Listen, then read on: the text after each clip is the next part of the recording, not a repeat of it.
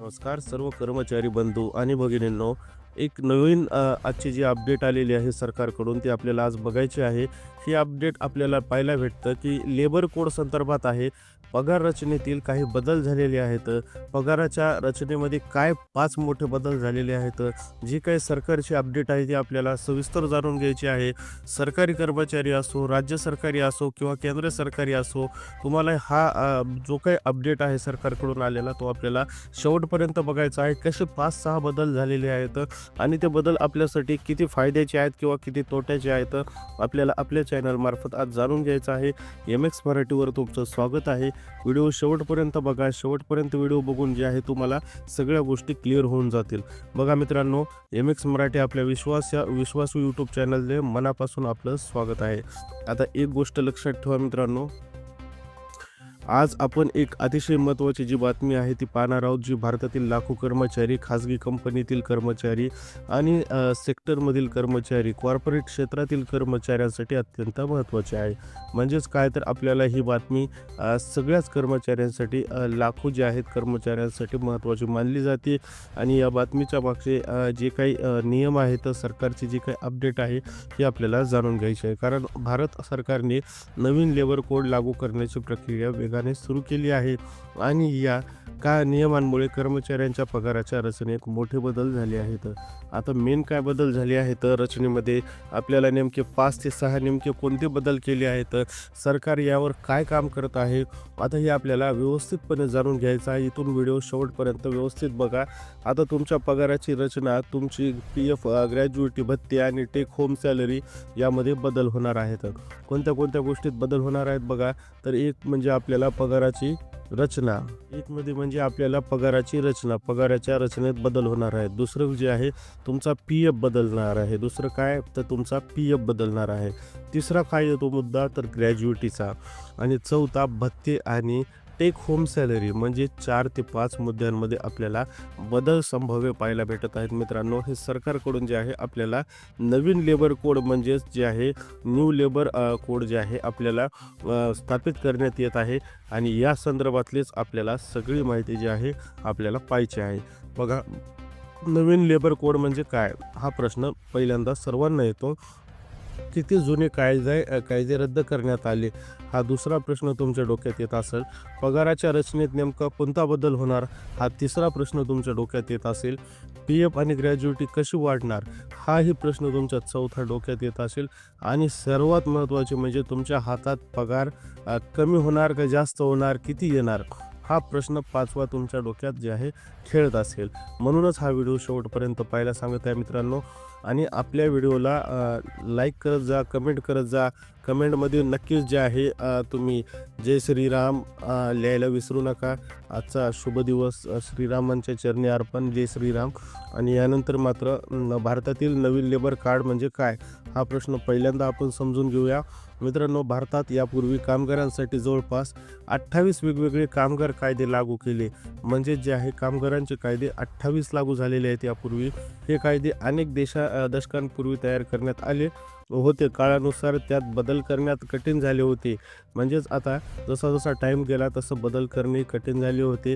म्हणूनच केंद्र सरकारने एक मोठा निर्णय घेतला आणि 28 जुने कायदे रद्द करून त्याऐवजी 4 नवीन लेबर कोड तयार केले.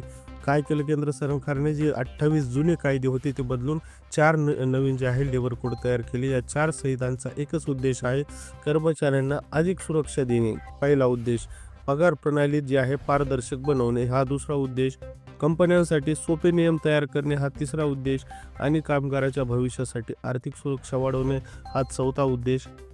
म्हणजेच काय, तर या 4 नियमांमध्ये आपल्याला विभागल्याचं लक्षात येतं. आता हे 4 लेबर कोडप्रमाणे बघा, वेतन संहिता म्हणजेच काय, तर कोड ऑफ वेक्स म्हणजेच वेतन संहिता पहिला नियम झाला. औद्योगिक संबंध संहिता, इंडस्ट्रियल रिलेशन कोड ह्या दुसरा झाला. आणि सामाजिक सुरक्षित संहिता म्हणजेच काय, तर सोशल सिक्युरिटी कोड हा तिसरा झाला. व्यावसायिक सुरक्षता व कार्यपरिस्थिती संहिता म्हणजेच ऑक्युपेशनल सेफ्टी कोड हा 4था झाला. या असे 4 नियमांमध्ये जे आहे वर्गीकरण करण्यात आलेलं आहे आणि यामध्ये जे आहे पगाराच्या रचनेत मोठे बदल होणार आहेत मित्रांनो. आता बघा, आता पाहूया आपल्याला 5 मोठे बदल कसे झाले. तर बेसिक सॅलरीमध्ये मोठे बदल होणार. बघा, बेसिक सॅलरीमध्ये बदल हा सर्वांचा महत्त्वाचा पॉईंट आहे. सर्व कर्मचाऱ्यांवर हा लागू होणारा पॉईंट आहे मित्रांनो. नवीन नियमानुसार आता बेसिक सॅलरी आणि महागाईचा भत्ता मिळून एकूण पगाराच्या 50% असणे अनिवार्य करण्यात आले आहे. याचा अर्थ काय होतो तर ते समजून घ्या. समजा एखाद्या कर्मचाऱ्याला एकूण पगार 60,000 रुपये आहे, तर त्यातील किमान 30,000 रुपये बेसिक प्लस DA असणे आवश्यक आहे. यापूर्वी अनेक कंपन्या बेसिक सॅलरी खूप कमी ठेवून आणि विविध नावाने भत्ते देत असत. उदाहरण जर तुम्हाला द्यायचंच झालं तर ते पण मी घेतलं आहे.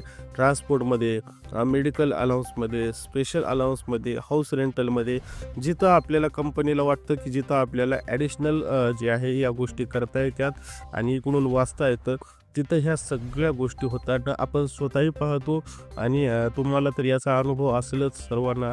तर या गोष्टी आपल्याला समोर येताना दिसतात.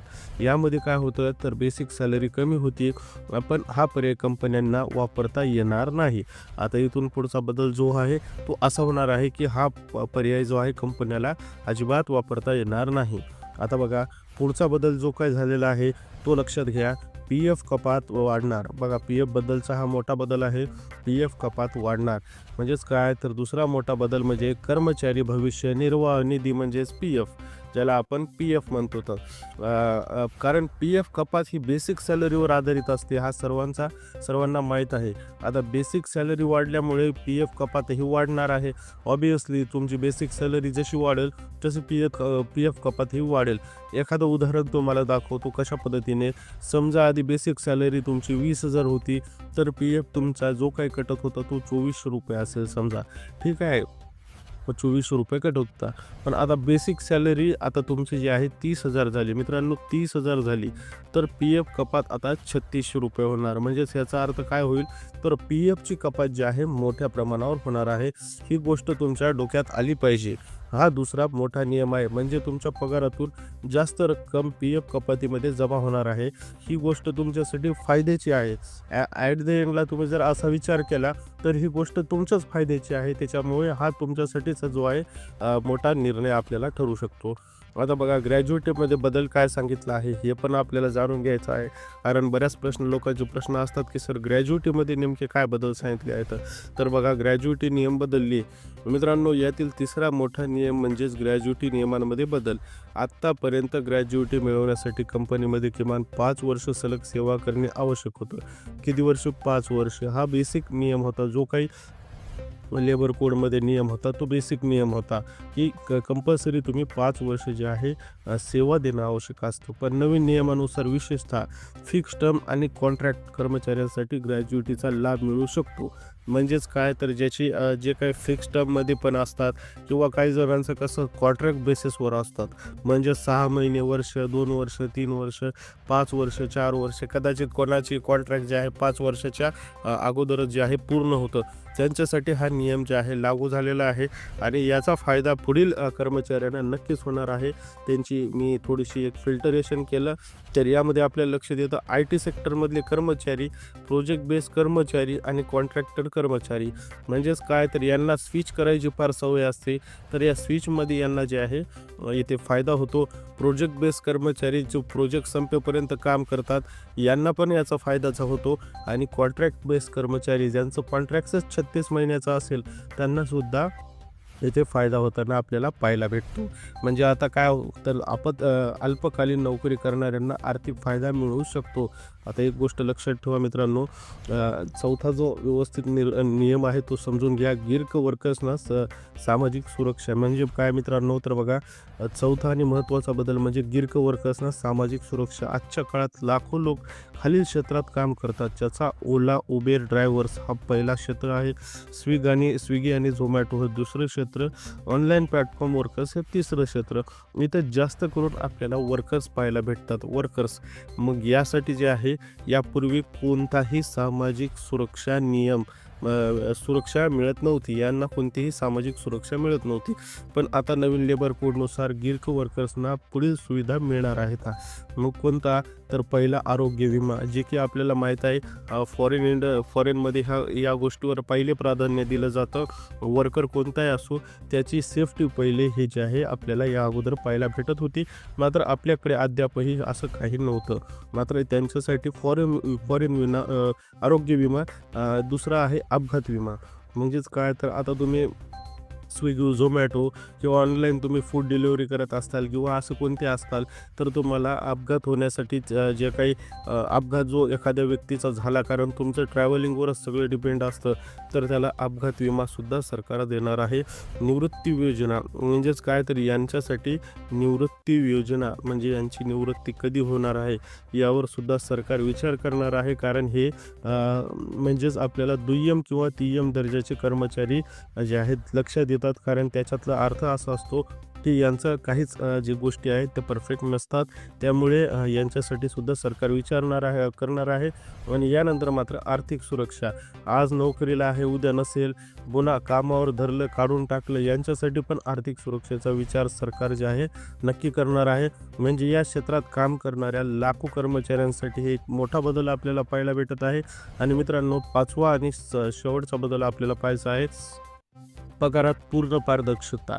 मित्रांनो, पाचवा आणि शेवटचा महत्त्वाचा बदल म्हणजे पगारातील पारदर्शकता. आता कंपन्यांची विविध नावाने भत्ते देऊन पगाराची रचना गुंतागुंतीची करता येणार नाही. म्हणजेच काय? तर याच्यातील कंपन्यांचा रोल जो आहे संपून जाणार आहे. नवीन नियमानुसार आता भत्ते एकूण पगाराच्या 50% जास्त ठेवता येणार नाहीत. जे काही भत्त्याचं कॅल्क्युलेशन आहे त्यामुळे 50% जे काही नवीन पगार संरचना चालू होणार आहे त्याच्या 50%च ठेवता येणार आहे. यामुळे काय होईल? तर कर्मचाऱ्यांना आपला पगार नेमका कसा आहे हे स्पष्टपणे समजून जाईल. इतके दिवस या गोष्टी ज्या आहेत हिडनमध्ये होत होत्या, आता कर्मचाऱ्यांना समोर येईल की आपला पगार नेमका कसा आहे. आता बघा, यानंतर मात्र 1-2 गोष्टी महत्त्वाच्या ते तुम्हाला सांगतो. टेक होम सॅलरी म्हणजे काय? हा सर्वात मोठा प्रश्न आहे. नवीन नियम लागू झाल्यानंतर सुरुवातीला कर्मचाऱ्यांच्या हातात टेक होम पगारात थोडे कमी येऊ शकतात. म्हणजेच काय? तर कारण PF कपात वाढेल, PFमध्ये जे आहे कपात वाढेल, बेसिक सॅलरी वाढेल. पण दीर्घकालीन दृष्टीने पाहिले तर हा बदल कर्मचाऱ्यांना फायदेशीर ठरणार आहे. कारण कारण याचे महत्त्वाचे आहे का? तुम्ही कन्फ्यूज होऊ नका. PFमध्ये जास्त बचत होईल तुम्हाला, हे लॉंग टर्मसाठी फायद्याचं आहे. ग्रॅज्युएटी जास्त मिळेल, हा सुद्धा तुम्हाला फायद्याचा आहे. निवृत्तीच्या वेळी मोठी रक्कम मिळेल, कारण हे सुद्धा तुमच्याच बेसिक भविष्यासाठीच फायदा आहे. कोणावर जास्त परिणाम होईल हा प्रश्न पण विचारला जाऊ शकतो. तर बघा, या नवीन लेबर कोडचा सर्वाधिक परिणाम पुढील कर्मचाऱ्यांवर होईल. म्हणजेच खाजगी क्षेत्रातील कर्मचारी, कोणत्याही विविध खाजगी क्षेत्रातील कर्मचारी असो, IT सेक्टरमधील कर्मचारी, कॉर्पोरेट कर्मचारी आणि स्टार्टअप कंपन्यांचे कर्मचारी, या 4मध्ये मोठा परिणाम आपल्याला दिसू शकतो. बघा, या 4मध्ये मात्र सरकार कर्मचाऱ्यांना जे आहे परिणामी तुलना कमी होणार नाही. कर्मचाऱ्यांना याचा परिणाम जे आहे आपल्याला पाहायला भेटतो. कारण सरकारी कर्मचाऱ्यांची वेतन प्रणाली आधीच वेगळ्या पद्धतीने निश्चित केलेली असते.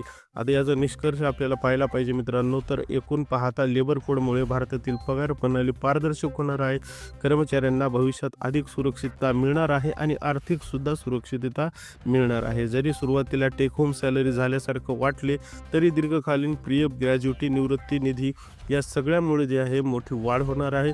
म्हणून खाजगी क्षेत्रातील कर्मचाऱ्यांनी जे काही काम करत असतील, आत्तापासून तुमची वैयक्तिक आर्थिक जी आहे योजना नव्याने ठरवणे योग्य आहे. तर मित्रांनो, ही मराठी उपयुक्त वाटली असेल तर लाईक शेअर करा. कारण येथे तुमच्यासाठी जे आहे आपण महत्त्वाचे टॉपिक नेहमी घेऊन येत असतो. सरकारी किंवा नॉन सरकारी किंवा केंद्र सरकारी जे काही कर्मचारी असतील त्यांच्यासाठी जे आहे आपले जेवढे काही सरकारचे महत्त्वाचे अपडेट येतात ते आपण इथे घेऊन येतो. लाईक, शेअर आणि सबस्क्राईब ह्या 3 गोष्टी करायला विसरू नका. कारण आपल्यासाठी आणि आपल्याच हक्काचे जे आहे चॅनल आहे मित्रांनो. व्हिडिओला नक्की लाईक करा, चॅनलला सबस्क्राईब करायला विसरू